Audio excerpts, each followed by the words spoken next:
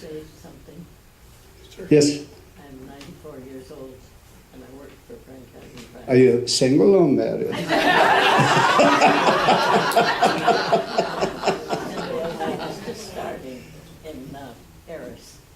When I worked for him, there was at worst just 3 in the office, and then there was another one.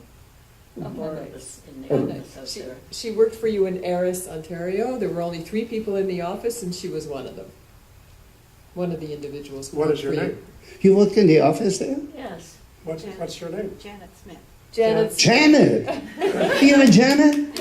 Oh, so good to see you. So good to see Oh, I thought so now that I looked at you. He had just the one little place in Aris. There was no other factories. That's the only And then one it we got had bigger when I and bigger started. and bigger. When I started Yeah. working for him, that's all there was. And I even did the payroll. I think there was about 90 employees at that time. And so anyway, that's why I remember you now. You were overpaid, right?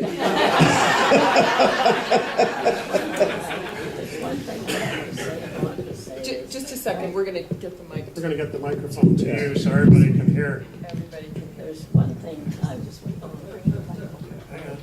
Well, so good to see you. So good. There's And one thing I Gladys. want to say. Frank was a real good man to work for. He didn't go for unions. That was one thing I remember distinctly. But if they had a group together and they would discuss things, bring them to Frank, and he'd sit and listen to whatever they had to say and go through with what things they suggested and so on.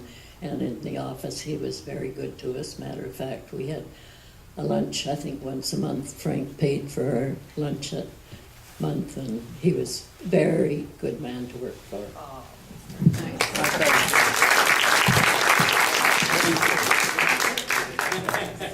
There was a question, a couple of those back there. Yes. Only friendly questions, please. Go ahead. It's a bit of a statement and a bit of a question because there's more and more in the world. You get these bigger organizations and a lot of money. And what I really appreciate about Linamar, I teach here in Guelph. Linamar sends every school kid to the theater at least twice a year. And you stand up there and you talk about counting every penny, but you do huge amount for this community. And I know that there's a lot of business leaders that they make a lot of money and then they just keep it for themselves. So part of my statement is to say thank you for doing that, and it is so appreciated to give our kids the exposure to the arts. But my second question is, how did that become a value that you decided, even in this toughening times and the difference with the dollar value, the entire time I'm sitting here going, profits are getting smaller, but you still haven't cut back any of those things. So why is that so important to you that you choose to do that for our community?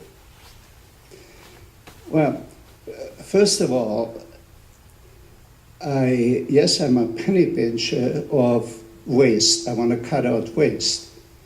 But that doesn't mean we shouldn't help the community. I would say Linamar gives away in the millions every year. The student program, I love it because I grew up like that. That I don't know how many of you know that, every student in the school in Wellington County goes to the theater twice a year and we pay for it. Just to get them to know the arts and so on. And I don't know how many hockey teams we sponsor and so on.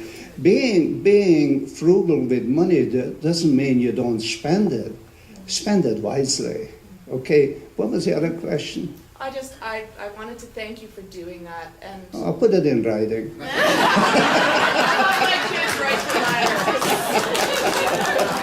I think it's great. I think we have to also put out there, how much that you do for this community, and I really appreciate it. I can say I personally appreciate it. I know the kids look forward to it, and I think it's a really nice thing that you've been blessed, but you're also passing it on. So Thank you very for doing much. that. Thank you.